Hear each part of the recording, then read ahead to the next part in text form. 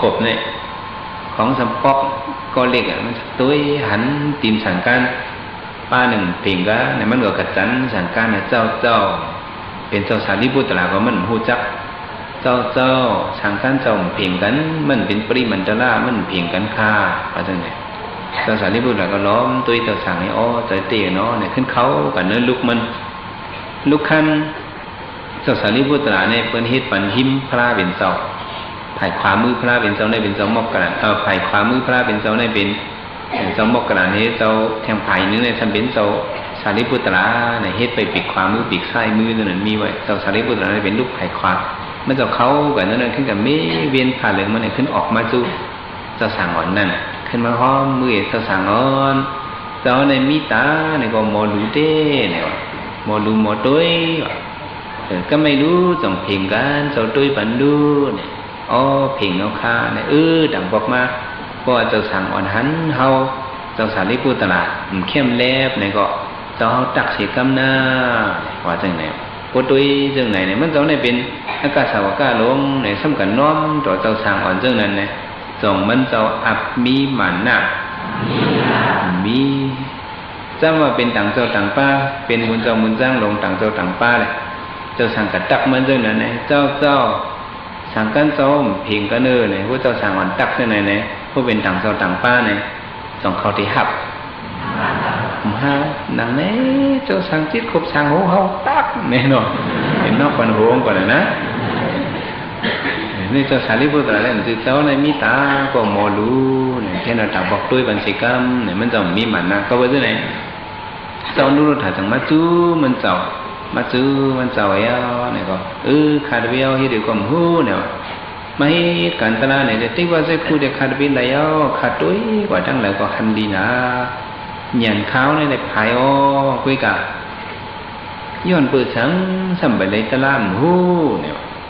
ทำไมจะสารีบุตรถอมโดยใส่ความมันเจ้าน้อง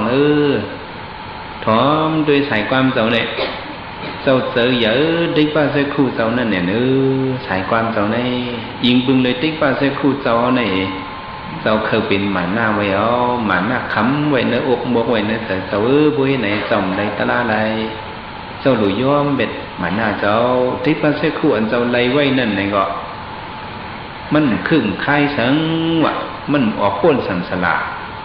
กาก่อนต้นอ่อนยซี่เขาในก็เปิ้นก็ยามไล่มาอยู่ว่ามันหลากหลายสังเมียวในเขาว่าที่ไหนเจ้าอย่าไปใส่จับเจ้าลวดแปดหยาดเขานั้นไว้ตื่นใส่เจ้าขึ้นตุ้ยเป็นลูตระ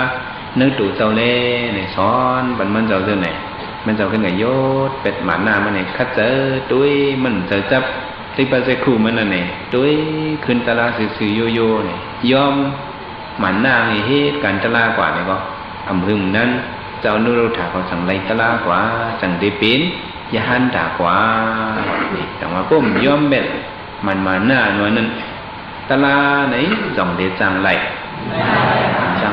ก็ว่าจะไหนเมื่ออนุรุธรรมย่อมมันนั่นมันส่งไรตลาผือมันย่อมไปเราไหนตลาไหนสั่งที่ฮอดมาก็ว่าจะไหนมาหน้าไหนมันเหมือนกุญหัดไส้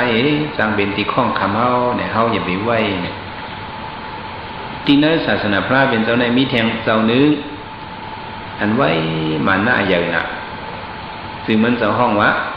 สันหน้ามาถีวะเจ้าสันหน้าเนี่ยมันเป็นอันไรเนี่ยเป็นมือพระเป็นเจ้าเฮาก็ถึงโตทักนั่นเองมันสันหางใหม่กว่าจอมพระเป็นเจ้ากับโตทักจอมพระเป็นเจ้ากับเขาถึงออกถึงจอมพระเป็นเจ้าไอ้กระสมถึงหางน้ำอันโนมานั่นเพื่อการมันย้อนเฮ็ดอย่าหันจอมพระเป็นเจ้าหนอกคำพระเป็นเจ้าก็เดียวพระเป็นเจ้าพร้อมมันเมื่อขึ้นมื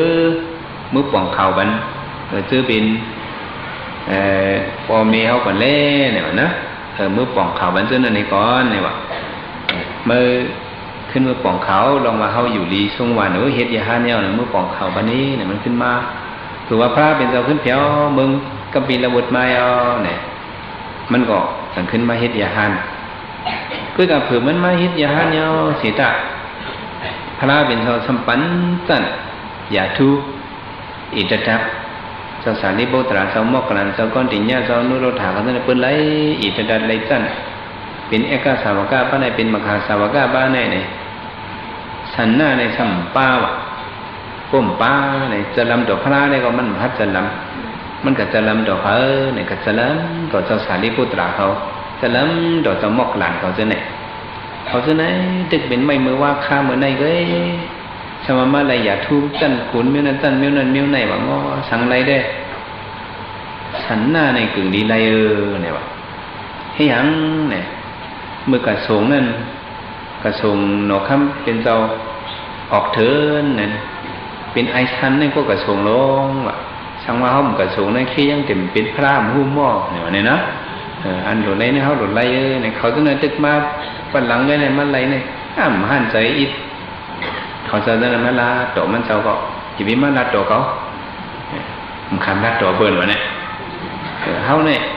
เป็นก้นนั่งหอเนี่ยนะมันหน้ามันก็ทำเป็นก้นนั่งหอเหมือนกันอันมันซ้ำซังเหม็นซ้ำดอกนั้นซ้ำมีมิ้วนึงว่ะมันซ้ำว่าจะหือเนี่ยสุยตั้งเขาเนี่ยเหมือนกันนี่อิดเขาเนี่ยตั้งพระเป็นเจ้าเกิดวันเดียวกันเนี่ยวะทำใจเต้รู้เนาะสุยเนี่ยเกิดวันไหนก็ถามเปิ่นว่าเขาเนี่ยเกิดวันไหนตั้งพระมันสิวันเดียวกันเขาเนี่ยเกิดผักกันเนี่ยตั้งพระเป็นเจ้าเนี่ยเนาะตั้งเขามีเจ็ดอันเขาเกิดผักกันแน่เนี่ยนะเขาป้าเขาเนี่ยเป็นสันหน้าสุดในมาประเด็นในก็เป็นมาลาสันหน้าอย่าไปว่าเช่นนั้นเจ้าย่านเขาในปนุให้ในหลุดนับยำเนี่ยมันนับคนนับยำเขาหลุดนับยำกองว่าเช่นนั้นนะมันนับยำเบิ้ลมันหน้ามันเยอะนะเบิ้ลลาดมันหนึ่งอิดขึ้นทิ้งเบ็ดย่านเขาจะกลมจังว่าเฮดีมันมันจำเป็นคาเจอหนอกคำพระเป็นเจ้าเจมือเล็กเนื้อหอรู้เนี่ยเป็นกลมว่าเฮดีมันพระเป็นเจ้าก็ว่าจังนี้ถือมันก็มันหน้ามันเยอะเนี่ยที่เนวินิสิกขาบุกตัวภาษาสิกขาบุกนั่นกับไก่เลยสันได้พระเป็นเจ้ายังเลยปิ้งหยับสิกขาบุกอันหนึ่งก็มันว่าหยับนั่นหรือความนั่นปิ้งหยับมันอันหนึ่งถึงนั้นว่าพระเป็นเจ้าได้เอานิพพานเนี่ยตอนนั้นการให้กระต้องถามพระเป็นเจ้าเอาคืบยศนะสันน่ะมาถีในฟ้าอันหนึ่งกระถามว่าเนี่ยเจ้าดิค้านี่วะอันเป็นผู้เกิดพักเจ้าสันน่ะมาถีนั่นเนี่ยเมื่อพระเป็นเจ้ามีเนี่ยก็มันก็เจออย่างพระเป็นเจ้ามันไว้นาดีต่อยานพระเจ้าสิบอว่าหยับถือความเนี่ยไว้พระเป็นเจ้ามีเนี่ยเขาติเลยให้ถือที่มันคาเนี่ยพระเป็นเจ้าสันน่ะเนี่ยมันก็หักเก่าหน่ะเลยมันมีเสริมมันน่ะเห็นสูงไว้เนี่ยก็เป็นตัวไหนว่าเก่าพระเป็นเจ้าเอานิพพานเนี่ยสู่ติเลยปันมันประมาทานได้เนี่ยติเลยปันมันต่ำเกี่ยวเนี่ยต่ำเกี่ยวต่ำเมียดเนี่ยติเลยให้ดื้อค้าเนี่ยต่ำเกี่ยวอันเก่าพระเป็นเจ้าปันไว้นั้นเพราะว่ามันมาสู่เจ้าเนี่ยอย่าไปลัดต่อมันสิก็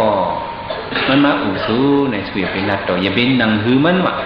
ไว้อุปิขาเป็นมันโมดอย่าหันดังซิงเนี่ยเนี่ยเจ้าหนึ่งดาก็ลาปัญญาหันเขาทำไมผู้พระเป็นเจ้านิพพานมันก็มันจังเตยอย่างเขาแต่ละต่อยานเขาพระเป็นเจ้านิพพานเขาเนี่ยเป็นไหวนาเป็ดมันเป็นนักต่อมันพวกเป็นอุบกันเป็นพงเป็นพงพุทธสันหน้ากวายเนี่ยเป็นปลายไปเลยเขาเป็นสันหน้าปางใหญ่เนี่ยนะคนบางคือเป็นเรื่องพวกขวานเป็นปลายเป็นเมื่อเราเป็นปางใหญ่ไปเลยเฮียเปิดลัดต่อเขาเนี่ยเตลี่กับจู้จอดนั่นใจอย่างมุขายานเขาเนี่ยไปสืบพระเป็นเจ้ามีเปิ้นเสือเล็กเนี่ยกับจู้เจ้าเลยก็เป็นไปดิ้งเนี่ยนั่นเป็นถ่อมความพระเป็นเจ้าเนี่ยที่ถือพระเป็นเจ้าปันต่ำเมื่อเจ้าว่าเมื่อเจ้าแห้งว่าอย่างต่อยานเขาเนี่ยที่เดียวเปิ้นนั่งคือเมื่อมันซื้อยาเนี่ยเนี่ยพระเป็นเจ้าปันเจ้าปันเมื่อจะมาจานเนี่ยมันยิ้มขอความมันนั้นถึง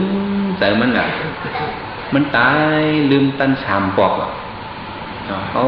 พระเป็นสปันเขาตามมันในว่าเนี่ยตายลืมตังสามปอกที่เนี่ยตามอุบิขาเนี่ยมันนักเสียเปิ่นเนี่ย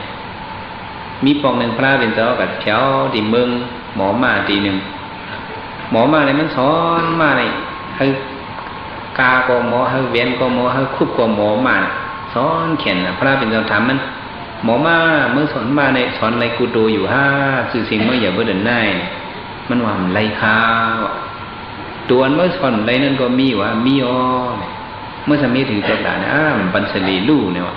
ตัวอันซ้อนอะไรนั่นคาแหมตายไปเลยเนี่ยมั้งวะอ๋อเลี้ยวมันคือถามพระเป็นจ้อดิคะจ้อก็สั่งซ้อนตะปีในเขียนแน่ในยินข่าวตัวไหนอ๋อตะปีจ้ออันซ้อนไรนั่นจ่องมีพ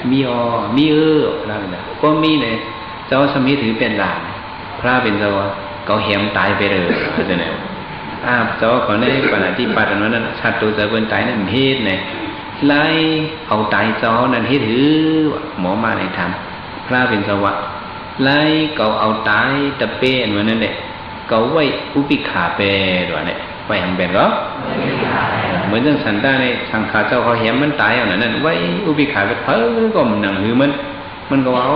เขาเลยพิษสังขารมาเนี่ยเนื้อเจอมันจังย้อมเตว่าไว้กับกันโตเจ้าอนันตาเจ้าดิขาขาพี่เดาขาต้องปั่นเยอะๆน้ำขาปากกันโตเฮงกันโตหมื่นกันโตแสนกันโตล้านกันโตขาเนี่ยย้อนกันโตไอ้หมาหน้ามันต้องโคตรกว่าเจ้านันทาว่าโอ้ตลาดปริศสมุมาปันมันเนี่ยมันต้องคัดใจตลาดมันเมียวเนี่ยก็ไหวมามันต้องได้เป็นยานด่ากว่าเนี่ยเนาะแต่ว่าเมื่อตึกนี้มันมาหน้านั้นในสันหน้ามาทีเลยสังอนุรุทธาเลยสังเนี่ยส่งเขาเจ้าไรตลาดได้เมื่อเราโคตรไปแล้วเนี่ยสั่งได้สั่งไรแต่ว่าเขามาฮิตโยกีมาคัดเจอการตลาดนั่นก็มันมาหน้าเขาในได้ก็มีอยู่คุยกาอันนั้นติมเอาเขาขึ้นอย่างไรสองเลยเอาเขาขึ้นอย่างไรเอาขึ้นอย่างไรสั่งเอาเขาตกเตียมว่ะพอเอาความใจมือวางมันมาหน้าในสั่งเอาปีก้นจากเขาตกเตียมในวันนั้นนึกก็เพราะฉะนั้นเขาอย่าไปไว้มันมาหน้าเขามาเฮ็ดการตลาดในถ้าเกิดเขาเป็นมาในก็เขาหิวด้วยตัวเขาที่ไรเอาตลาดว่าอย่าไปเอาตั้งหมอเขาในว่าเอาหมอมาห้ำตลาดเลยเฮ็ดถือก็มันจังไรตลาดอยู่มาเมื่อใหญ่หนึ่งคนลองเป็นนางกุยก่อนเนาะก็เพราะฉะนั้นอย่าไปอะไรเป็นเช่นนั้นขอนกันสึกคัดจากการตลาดว่าไว้หย่อนมันหน้าเขาด้วยเฉพาะเป็นด้วยดูจีนตัวสันเป็นมินบอลพรในคัดเจอยืนด้วยพอยืนเลยเนี่ยก็มันติดจังไรอยู่ในของเสียงเป็นดูเนื้อตัวสืบเผยดันมาในคัดเจอการตลาดว่าเนี่ยก็เลยเชี่ยวทุบเนี่ยกันอันกันไว้สักกรรมเลยตาเนาะ